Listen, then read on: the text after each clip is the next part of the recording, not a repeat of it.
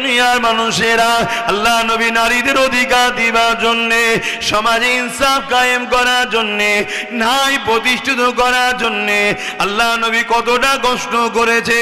যখন মক্কার মানুষেরা আমার নবী পাকের কথা আর মানছে না, আল্লাহ নবীর কথা শুনছে না, নবী পাককে জানে মেরে দিবার পরিকল্পনা করেছে।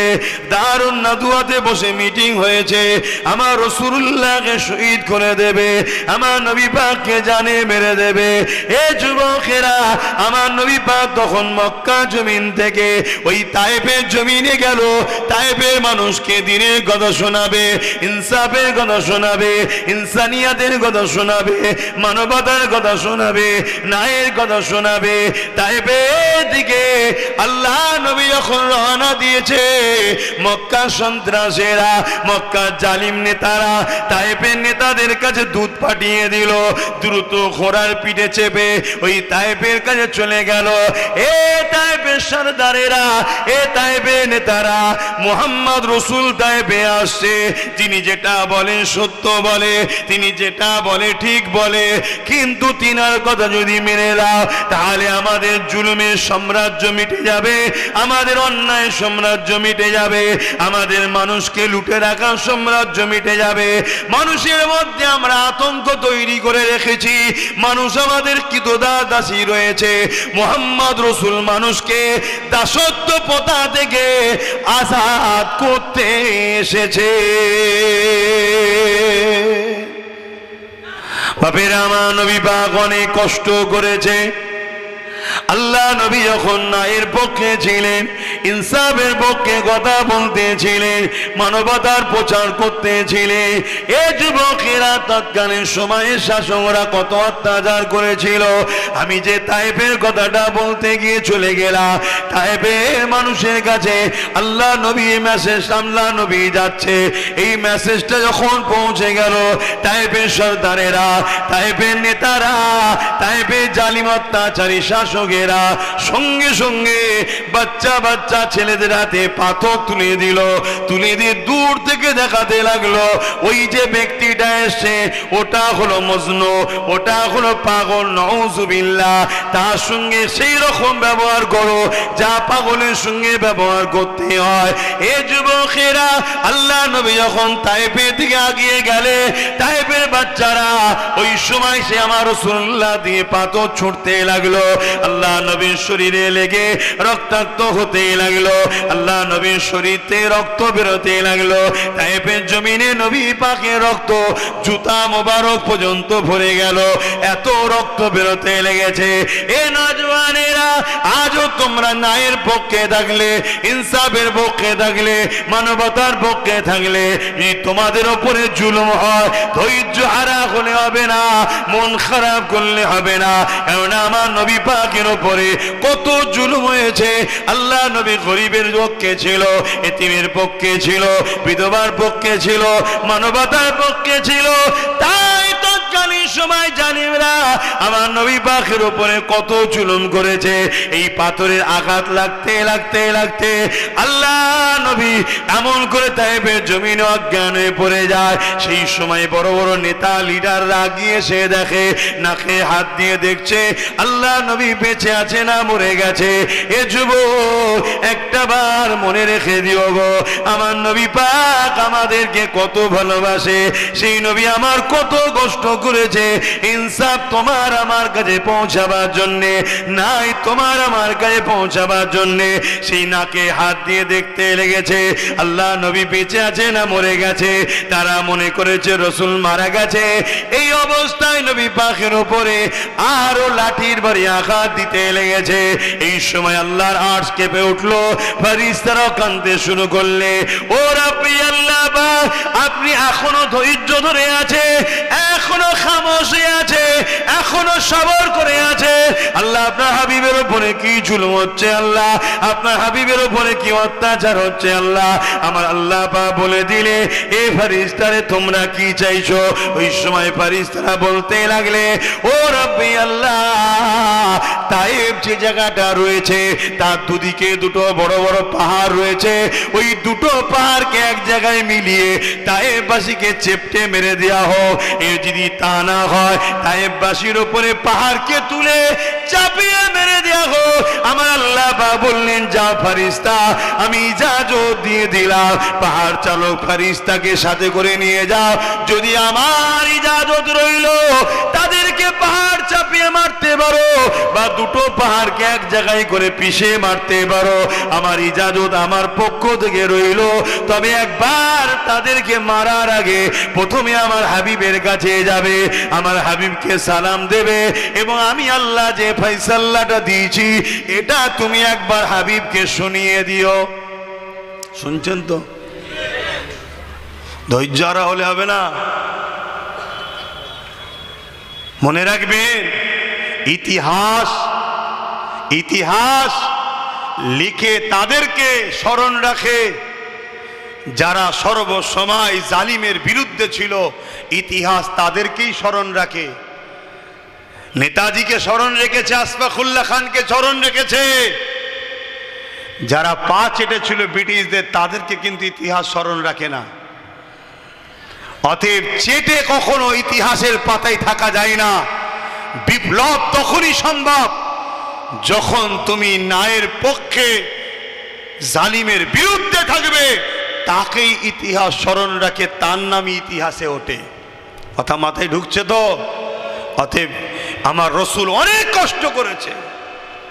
তুমি আমি সামান্যতে পিছিয়ে ঘাবড়ে দুর্বল হয়ে গেলে হবে না। কথা বুঝে আসছে? অনেক রকম পরীক্ষা হবে আল্লাহর পক্ষ থেকে, অনেক রকম পরীক্ষা হবে। কখনো এই যেমন আমারও পরীক্ষা হচ্ছে, কত দিক দিয়ে পরীক্ষা আমাকে নেওয়া হয়।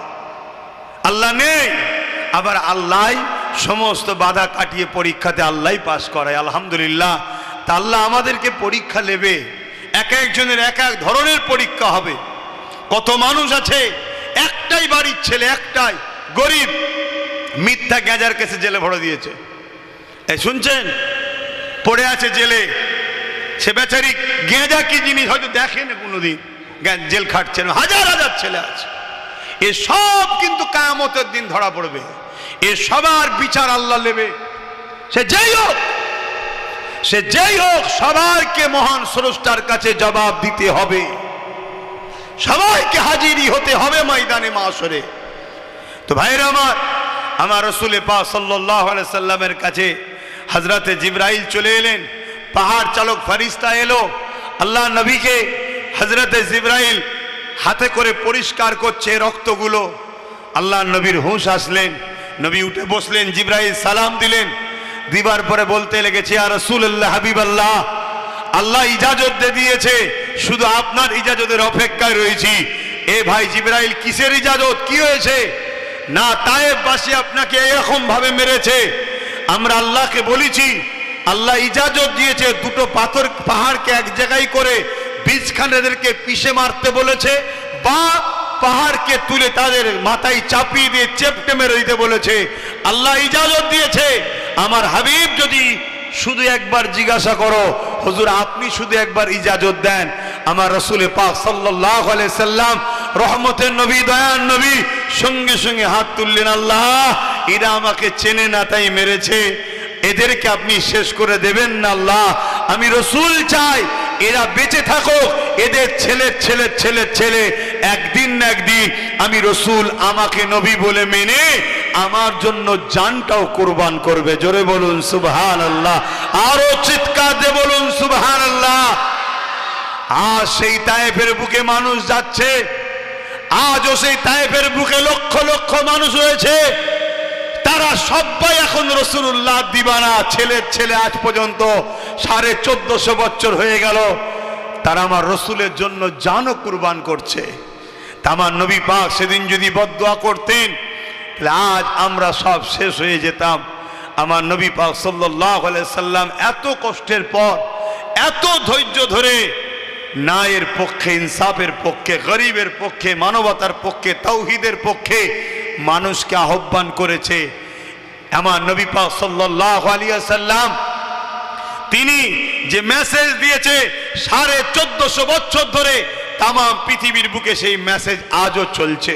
বড় বড় বিজ্ঞানীরা, বড় বড় লেখকরা, বড় বড় হিস্টোরিয়ানরা তারা রিসার্চ করে লিখেছে পৃথিবীতে অনেক বিপ্লব এসেছে, অনেক বিপ্লব ঘটেছে, কিন্তু একটা বিপ্লব 100 বছরের বেশি টিকে থাকতে পারেনি। কিন্তু মুহাম্মদ আরবি সাল্লাল্লাহু আলাইহি সাল্লাম 1450 বছর আগে মক্কা থেকে শুরু করে, মদিনা থেকে শুরু করে যে বিপ্লব ঘটিয়েছে, সেই বিপ্লব 1450 বছর ধরে আজও সেই বিপ্লব বেঁচে আছে।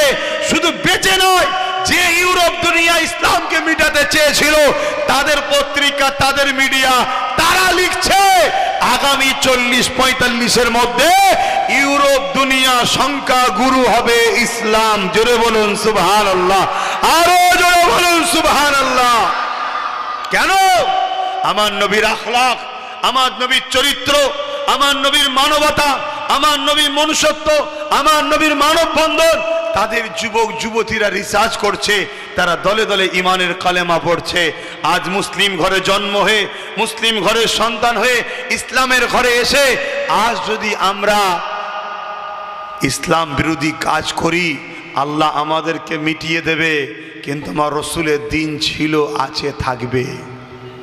কথা বুঝে আসছে? আমার কথায় আপনারা বুঝতে পারছেন তো নাকি? খুব সাবধান, অনেক দিক দিয়ে আল্লাহ পরীক্ষা নেবে। আজকে বড় দুঃখ, কোথায় যাচ্ছে সমাজ? মনে রেখে দিয়ে ইসলামকে নিয়ে পশ্চিমা মিডিয়া হাজারো ষড়যন্ত্র করেছিল, এতে ইসলামের কোনো যায় আসেনি। এ নওজওয়ানেরা, যুগে যুগে ইসলামের বিরুদ্ধে অনেক ষড়যন্ত্র হয়েছে, যুগে যুগে ইসলামকে মিটাবার অনেক চেষ্টা হয়েছে, কিন্তু মনে রাখবেন প্রকাশ্য মাথা তখন চারা দেয় যখন মুসলিম ঘরে একদল মুনাফিক সন্তানেরা, মুসলিম ধর্মের সেজে একদল বেঈমানেরা, তারা ওই প্রকাশ্য দুশমনদের সাথ দিয়েছে, তখন তারা মাথা প্রকাশ্য চারা দিয়েছে। আজকেও প্রকাশ্য এরা মাথা চারা দিচ্ছে।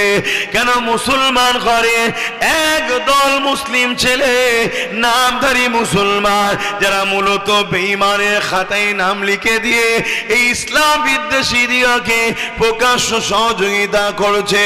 এই জন্য এরা সাহস পেয়ে গেছে, তাই আজকে শুনতে হচ্ছে ইসলামের আখি রেপ করাটা কোনো পাপ নয়।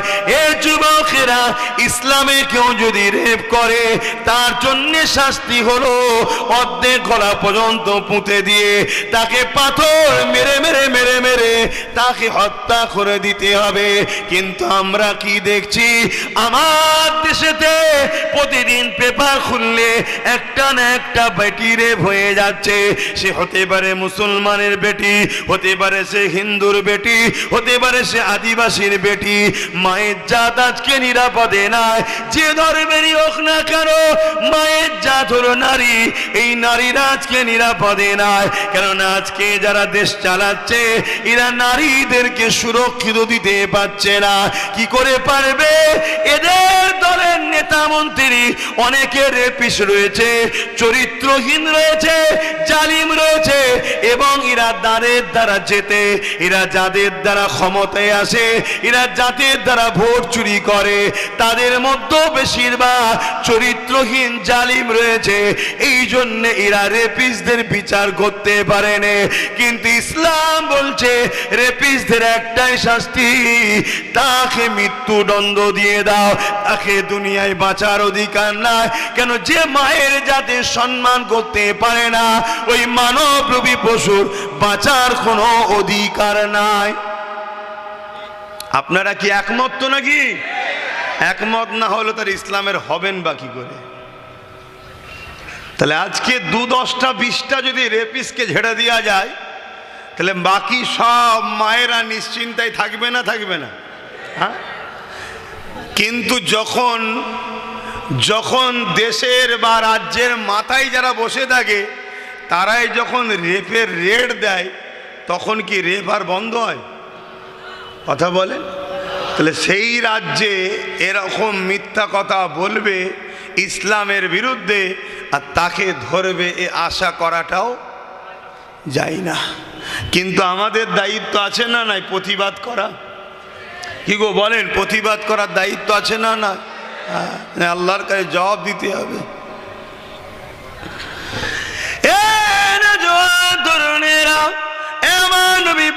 প্রেমিকেরা আল্লাহ নবী জানিয়ে দিলেন মক্কা জমিনে থেকে শুরু করলে তামাম পৃথিবীর জমিনে জাহিলিয়াতে যুগে নারীদের ঘরে জন্তু জন্তু পুঁতে দেওয়া হতো। আজ থেকে ১৫০০ বছর আগে নারীদের কোনো সম্মান মর্যাদা ছিল না, নারীদেরকে ভোগের পাত্রী বানানো হতো।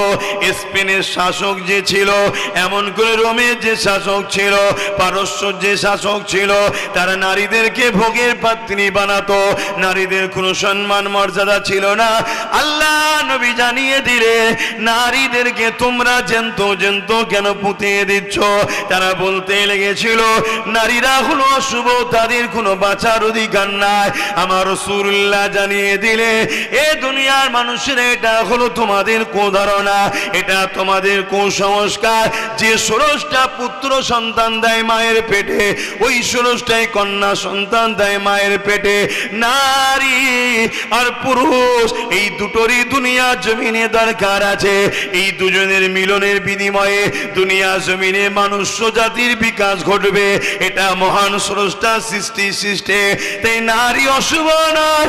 আমি রাসূলুল্লাহ জানিয়ে দিই, ইসলাম জানিয়ে দিচ্ছে, আমার রাসূল জানিয়ে দিল যে ঘরেতে প্রথম কন্যা সন্তান হবে এর মানে ওই বাবাকে ওই আব্বাকে আল্লাহ পাক জান্নাতে সংবাদ দেয়।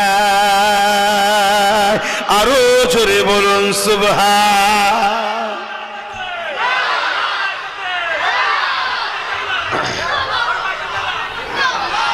আজ ভেবে দেখুন ১৪৫০ বছর আগে আমার নবী নারীদের মর্যাদার কথা শিখিয়েছে। কেন? নারী হলো মায়ের জাত। নারীকে মায়ের জাত।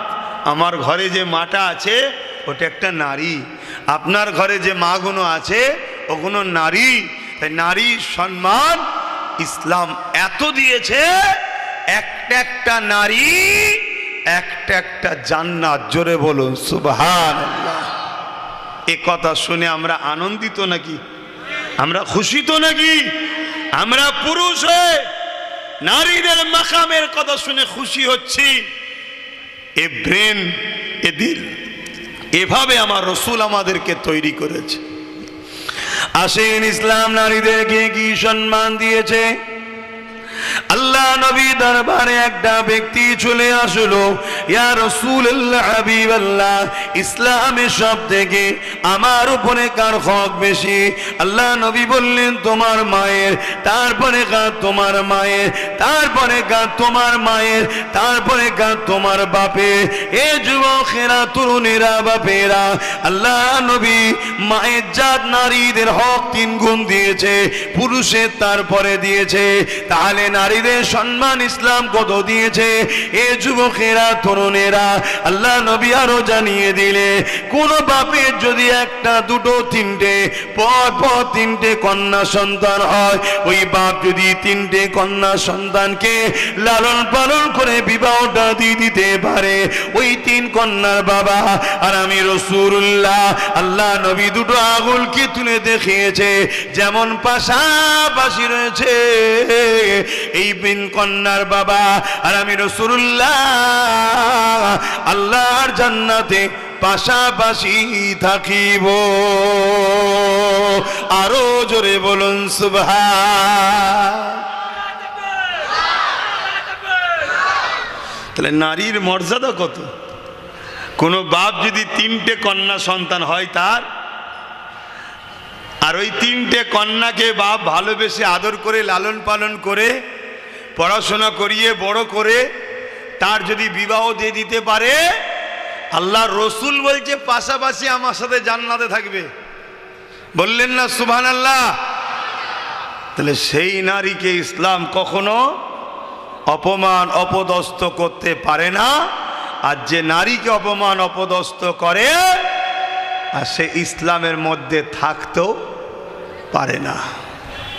অতএব বাপ, কিন্তু আমার মায়ের জাতেদের বলবো, নিজের সন্তানদের ঘরে তিনটে শিক্ষা অবশ্যই দেবেন।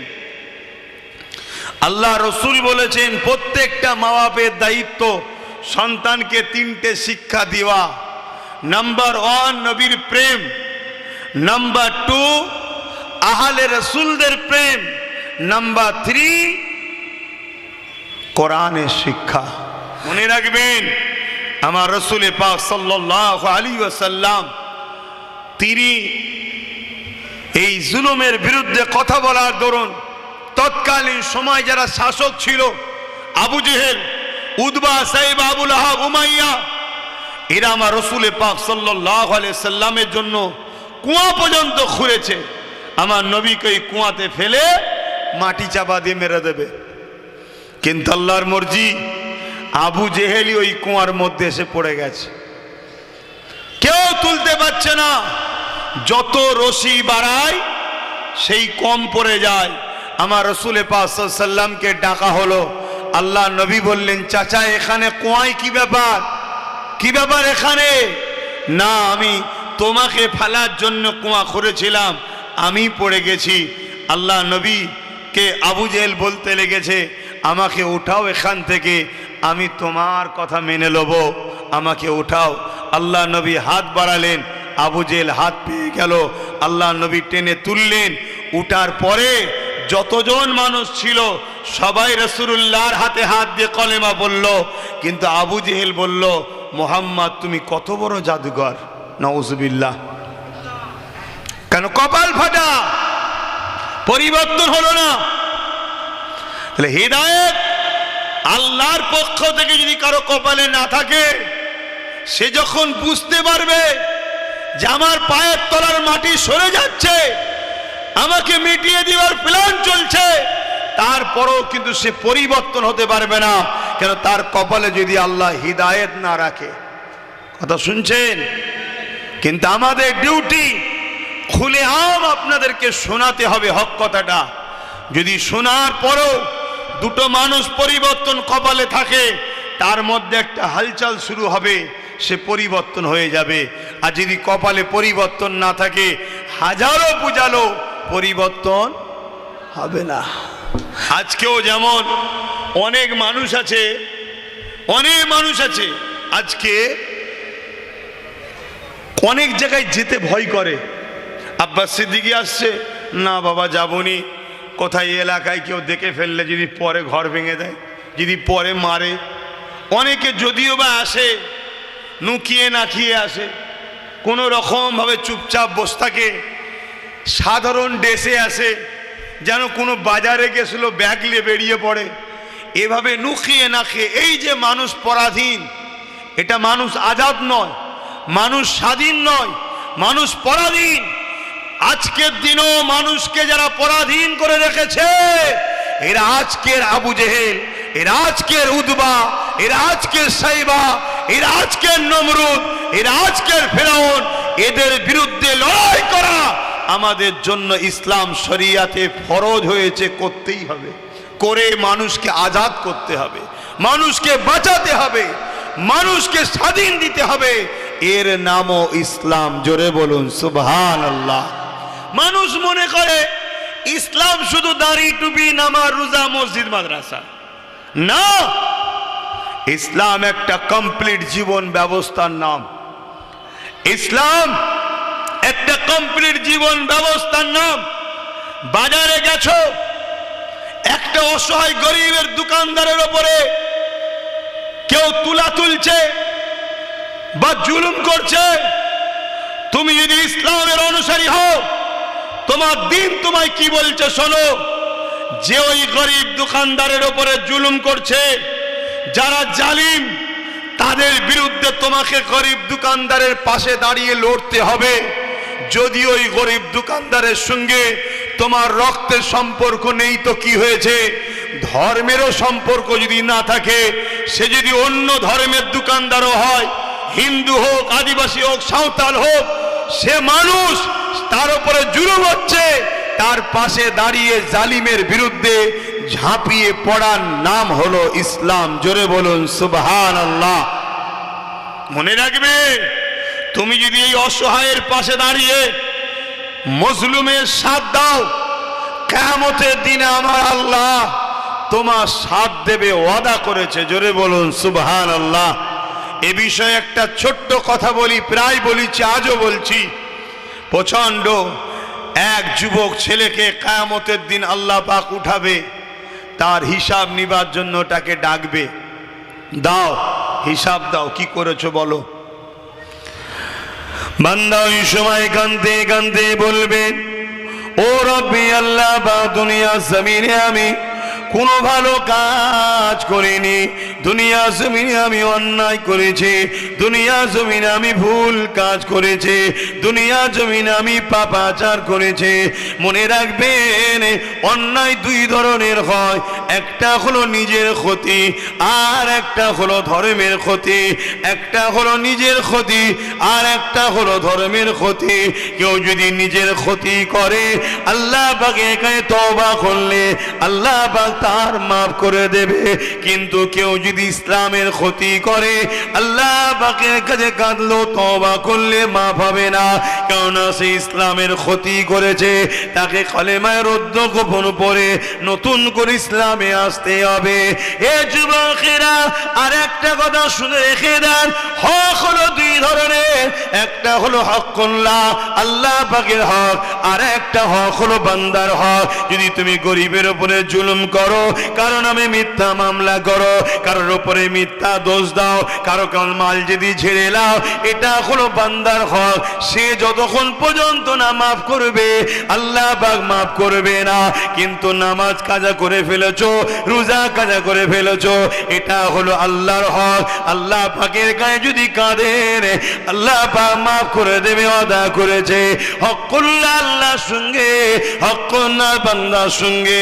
আল্লাহর হকে যদি ভুল ভ্রান্তি হয়ে যায়, আল্লাহ পাক ক্ষমা করে দেবে বলেছে।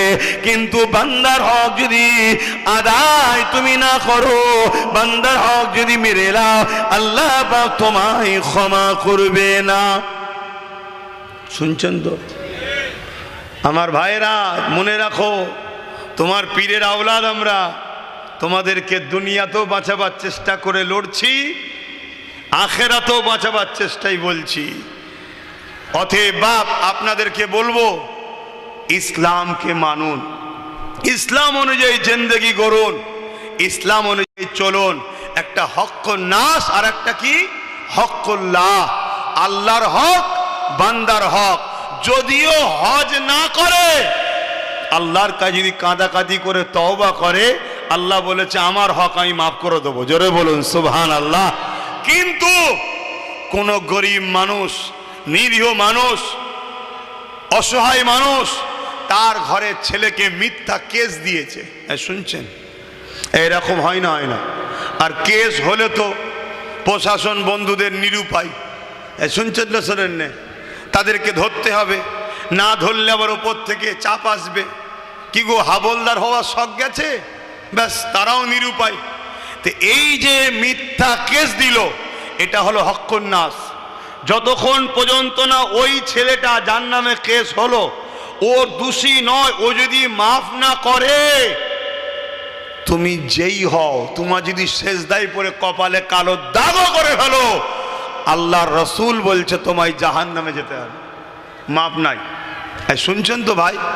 তাহলে তোমাদের ঘরেও বলে যাচ্ছি, শুধু আজ শুনলে হবে না, তোমরাও যদি কারোর উপরে জুলুম করো যে আমরা ভাইজানের সাথে আছি, না না, আল্লাহর দ্বীনের বিরুদ্ধে গেলে তোমাদেরকেও আল্লাহ ছাড়বে না। আমার কথা শুনছো? এটা মনে রেখে দিও। তবে এটাও বলে যাচ্ছি, মজলুমের পাশে দাঁড়িয়ে জালিমের বিরুদ্ধে লড়াই যদি করো, আর এই লড়াই করতে গিয়ে তুমি যদি কেউ মারা যাও, আল্লাহ তোমার জীবনের গুনাহ মাফ করে জান্নাত দেবে। জোরে বলুন সুবহানাল্লাহ, আরো জোরে বলো সুবহানাল্লাহ। কেন? তুমি আল্লাহর সৃষ্টিকে বাঁচাবার জন্য লড়াই করেছো। এ বিষয়ে ছোট্ট একটা কথা বলে যাচ্ছি। প্রচণ্ড গরমের সময় এক পশুকে গাছতলাতে সকাল সকাল বেঁধেছে তার মনিব, দুনিয়ার মালিক বেঁধেছে। আর সূর্য ঘোরার সাথে সাথে রোদটাও ঘুরেছে, ওই পশুর গায়ে রোদ পড়ছে। আর এমনভাবে বেঁধেছে যে পশুটা ওর ছায়ার দিকে যেতে পারছে না, রোদে দাঁড়িয়ে আছে। প্রচণ্ড গরমে এই রোদের তাপেতে পশুটা জিভটা বাইর হয়ে গেছে, গরম তাপে হাঁপাচ্ছে। একটা যুবক ছেলে হেঁটে হেঁটে যাচ্ছিল, যাকে আল্লাহ দেখে জিজ্ঞেস করছে, বান্দা তোর আমল নামা দেখা। আর সে বলছে, আল্লাহ ভালো কাজ কিছু করিনি, শুধু পাপই করেছি।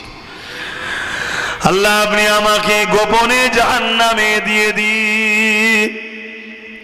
সে নিজে থেকে চাইছে আমাকে গোপনে জাহান্নামে দেন, কেন ভালো কাজ করিনি তো, সবার সামনে অপমান করবেন না।